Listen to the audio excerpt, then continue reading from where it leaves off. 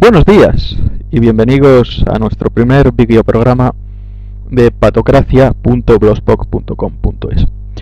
Hoy vamos a hablar de un país desaparecido, de uno de los países que tuvo bastante influencia e importancia en el panorama mundial a lo largo del siglo XX, que comenzó su andadura con la famosa Revolución de Octubre de 1917. Sí, vamos a hablar de la antigua Unión de Repúblicas Socialistas Soviéticas, más conocida por la URSS o Unión Soviética. Más en concreto vamos a hablar de su final. Quizás a muchos de ustedes la historia le ha enseñado que la caída de la Unión Soviética significa el triunfo del mundo de la libertad sobre la tiranía. Si bien es cierto que en la Unión Soviética existía un régimen totalitario, también no es menos cierto que hoy con la crisis nos percatamos que las famosas democracias occidentales no son tan democracias o tan democráticas como pensamos, y que quizás esos políticos que se suponían que eran los representantes de los ciudadanos no son más que meros capataces del poder económico. Por lo tanto, la caída de la Unión Soviética no obedece a la filantropía de su presidente Mikhail Gorbachev, en colaboración con el presidente que luchaba por la libertad de los ciudadanos de aquel país, el señor George Bush, el padre del famoso, o más conocido por la gente de mi generación, George W. Bush. Pero, ¿acaso seguís creyendo que el poder se gobierna por puros intereses filantrópicos? Es decir, que realmente el poder está al servicio de los ciudadanos, que se preocupa de los ciudadanos. El poder se preocupa de la perpetuación del poder. Ya lo visteis en el primer videoprograma cuando hablábamos de que nosotros defendemos que en el poder con mayúsculas se alojan o cohabitan sobre todo personalidades psicopáticas, personalidades que carecen de toda empatía, y eso permite cosificarnos, vernos simplemente como herramientas, tratarnos de dominarnos y de esclavizarnos a través del control de nuestra mente y anulando nuestra libertad de pensamiento y libertad de acción. Pero bien, ¿cómo o qué estratagema obedeció la caída de la Unión Soviética? Primero hay que entender realmente qué es lo que puede ser interesante a todas esas empresas del poder económico que pueda tener la propia Unión Soviética o que podía tener. Pues la Unión Soviética, fijaros, en la zona de Asia Central era muy rica en metales preciosos, era muy rica en plata, era muy rica en diamante, era muy rica en oro. En la zona del Cáucaso era muy rica en pozos petrolíferos, en yacimientos de gas, etcétera, etcétera. Entonces, todas esas riquezas de la Unión Soviética, muchas empresas estarían deseando, o personas del poder financiero, que formara parte de sus activos dentro de sus balances de situación o patrimoniales, con el fin de aumentar su magnitud de fondo, que no es otra que la propia riqueza, y con último fin y objetivo de incrementar su cuota de poder sobre todos nosotros. Bien, sencillamente la caída de la Unión Soviética obedece a un plan de destrucción de su actividad económica. ¿Cómo se establece ese plan? Ese plan nosotros no sabemos si fue a través del Club Bilderberg, como asegura Gani Gestugen, si simplemente no existen o existen otros gobiernos secretos. Tampoco descartamos esa posibilidad. Quizás nosotros lo que barajamos es la posibilidad de que el mundo sea un tablero de ajedrez y que hay personas que tienen mayor facilidad y poder para mover ciertas fichas y por lo tanto para llevar la partida a su propio terreno, sencillamente porque dado su poder económico y poder de influencia sobre los gobiernos, son capaces de marcar políticas a los propios gobiernos que en definitiva marcan el rumbo de nuestra vida y los acontecimientos del mundo en el cual nos desenvolvemos. En este caso, la estrategia decidida fue aumentar la inflación, sí, aumentar los precios generales de los productos. ¿Cómo? Muy sencillo. ¿Cuál es la moneda o la divisa de la Unión Soviética? El rublo. Simplemente se trató de que establecer una política expansionista monetaria. Si facilitábamos el crédito, los ciudadanos por lo tanto tenían mayor poder adquisitivo, se consumía más. Si se consumía más, se generaba una tendencia de las subidas de los precios, hasta que llegaba un momento en el cual esa subida de precios se encontraba muy por encima del poder adquisitivo de los rusos y por lo tanto la cesta de los bienes disminuía el consumo, disminuía por lo tanto la actividad productiva y su actividad económica se colapsaba, que no su sistema económico como nos han vendido. Nos han vendido que el socialismo de la Unión Soviética, o mal llamado socialismo, o el sistema económico en el cual se basaba la Unión Soviética, no era más que una utopía que llevó a una especie de tiranía ejercida por un régimen totalitario. Y vuelvo a adelantar, nosotros no somos prosoviéticos, ni somos comunistas, ni marxistas, ni defendemos a la Unión Soviética, pero claro está que también somos críticos con el sistema del mercado libre y el sistema capitalista, y eso no significa que nos pongamos en el lado contrario. Lo que pasa es que ellos tienden a simplificar la realidad y establecer dos opciones: PP y PSOE. PSOE y PP, y solo nos movemos entre PP y PSOE dentro del sistema capitalista, y fuera aquel que está dentro del sistema de libertades, que ya han llamado libertades y que nosotros inconscientemente asociamos con que realmente es el sistema de libertades, y aquellos sistemas políticos y económicos que se encuentran fuera de esos principios y por lo tanto fuera de todo rango de acción de ese mundo totalmente globalizado que ellos califican como sistemas totalitarios y por lo tanto consideran como tales. Bien, entonces se infló los precios hasta a caer su actividad productiva. Pero claro, fijaros que los medios de producción, sobre todo en la industria en la Unión Soviética, estaban en manos del Estado, las empresas eran estatales. Había que hacer una transición hacia una economía en la cual predominara uno de los principios básicos del sistema capitalista, la propiedad privada. ¿Y quién se iba a encargar de esas empresas? ¿Quién se iban a encargar de las mismas? Pues aquellos que estaban interesados, pero claro, para ello había que enriquecer a los miembros del Politburó, el Partido Comunista, a miembros del KGB y altos oficiales del ejército, especialmente aquellos que participaron en la guerra de Afganistán, con el fin de que colaboraran con toda esa parafernalia montada que llevara como último fin a enriquecer a los que realmente controlan el poder económico con mayúsculas. Bien, ¿qué es lo que se hizo? Fijaros que en la Unión Soviética funcionaba tan solo un banco nacional, que era el Banco Gosbint, ¿de acuerdo? Posteriormente se crearon varios bancos nacionales.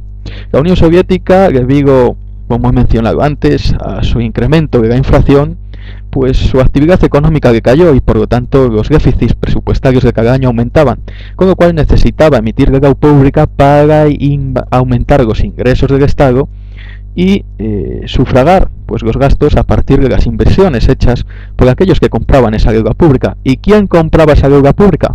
Pues aquellos bancos nacionales que estaban en un principio controlados por los gobiernos. Lo que ocurría es que ellos, para dar confianza a esos bancos nacionales que controlaban también los propios gobiernos, con lo cual es bastante sospechoso porque es darse confianza a sí mismo, presentaban un aval que se denominaba préstamo por acciones. Es decir, si la deuda pública, el valor nominal y los intereses en el plazo acordado no eran pagados, no eran liquidados por parte del Estado, simplemente el inversor, como acreedor, haría uso de ese derecho a esas acciones que equivalen a ese valor nominal de cada una de esas empresas estatales o de las empresas estatales de las cuales fueran esas acciones. En definitiva, manos privadas pasarían al control de esas empresas estatales y esas empresas estatales pasarían a ser empresas privadas. Bien, la Unión Soviética tenía programado no pagar esa deuda pública y por lo tanto los bancos nacionales se quedaron con las acciones de esas empresas. Esos bancos nacionales eran quien controlaban esas empresas, pero al fin y al cabo, como los bancos eran estatales, las empresas pertenecían a un organismo estatal, por lo tanto no habían perdido ese carácter estatal. ¿Qué es lo que ocurría? Que a los bancos no les interesaba para nada invertir en esas empresas, no por nada, porque si no era toda una estrategia ya diseñada. Entonces simplemente lo que hicieron es vender esos activos en subasta y los vendían al mismo valor nominal prácticamente al que fueron adquiridos, un valor un poco más alto, el margen de beneficios era muy escaso, y aquellos que compraban esas acciones eran los miembros del Partido Comunista. Los miembros del Politburó, ya esas empresas nacionales, pasan a manos estatales. ¿O es que acaso no sabéis de dónde salieron esas élites que se enriquecieron y que dieron el pelotazo con la caída del telón acero, como el presidente del Chelsea, el señor Abramovich? Pues sencillamente esa estrategia diseñada. Pero claro, esos nuevos dueños tampoco iban a invertir en esas empresas, porque temían que volviera el socialismo y expropiase y acabase con sus activos y por lo tanto eliminase de sus balance patrimonial y de su riqueza, esos activos adquiridos, ni tampoco tenían interés porque la actividad productiva no era muy bollante, ni la actividad económica en la Unión Soviética, la coyuntura no era oportuna, con lo cual vendieron cada una de esas empresas. Vendieron las empresas fundamentalmente que controlaban y explotaban recursos minerales, metales preciosos, petróleo, gas. Y ya sabéis a manos de quién fueron a pagar esas empresas. Pues sí, a manos de los que realmente manejan el poder con mayúsculas. Exacto, a los mismos de siempre. En definitiva, lo que ocurrió es que hubo un expolio por parte de los países que, digamos, se establecieron diferentes estrategias con el fin de enriquecer a las empresas de las democracias occidentales, especialmente norteamericanas, que pasaran todos esos recursos primarios a formar parte de sus activos con el fin de incrementar sus inputs a un coste más bajo y, por lo tanto, incrementando sus inputs a un coste bajo, poder obtener pingües beneficios. Eso consistió el plan de desmantelamiento de la Unión Soviética. Por otra parte, cuando el señor Boris Yeltsin llegó al poder, muchos dicen, apoyado por el gabinete Clinton en Estados Unidos, el Fondo Monetario Internacional, viendo el problema que existía de balanza de pagos en la Unión Soviética, decidió acudir al rescate de la misma. El Fondo Monetario Internacional se creó tras la Segunda Guerra Mundial, y en teoría la función que se vende del mismo es ayudar a aquellos países pobrecitos que tienen un déficit en su balanza de pagos con el fin de incrementar sus ingresos. Pero eso sí, claro, como es dinero prestado, son ellos los que marcan las políticas, y porque en definitiva son ellos los que deciden qué se debe hacer con ese dinero y qué se debe hacer para que se garantice la devuelta de ese dinero. Fijaos que el Fondo Monetario Internacional está constituido por diferentes países, y el fondo de tesoro de ese Fondo Monetario Internacional no es más que la aportación económica de cada uno de los países, que va en función de su Producto Interior Bruto. Ese fondo de tesoro del Fondo Monetario Internacional se encuentra en la Reserva Federal de Estados Unidos, con lo cual la Reserva Federal de Estados Unidos, según lo acordado por el Fondo Monetario Internacional, acordó una cierta cantidad de dinero como una transacción económica financiera que debía de producirse desde la Reserva Federal de Estados Unidos al Banco Nacional de Rusia o Banco Central de Rusia. Pero este no fue el camino seguido. Sencillamente el camino fue al Banco de Nueva York, controlado por uno de los judíos más importantes del mundo de las finanzas, el señor Edmund Safra. Y a partir de ahí, el Banco Central de Nueva York pues se distribuyó a una serie de bancos, de tal manera que la cuantía del dinero que llegó al Banco Central de Rusia era muy mermada con respecto a la que estaba acordada. Entre otras cosas, fue dinero a pagar a una especie de banco denominado Banco de Sydney, pero que ni siquiera se encontraba dentro de Australia, y que el funcionamiento de ese banco tan solo fue de 2 años. Y que además ese banco tenía una cuenta en el mismo, la famosa hija de Boris Yeltsin, con lo cual podéis simplemente pensar que ha existido corrupción y que por medio se ha quedado gente dinero. Y otros de parte de ese dinero fue a pagar a bancos suizos, y entre ellos a una cuenta corriente, una tan famosa empresa denominada Romecom, en el cual uno de sus máximos accionistas de esa empresa era el señor Abramovich.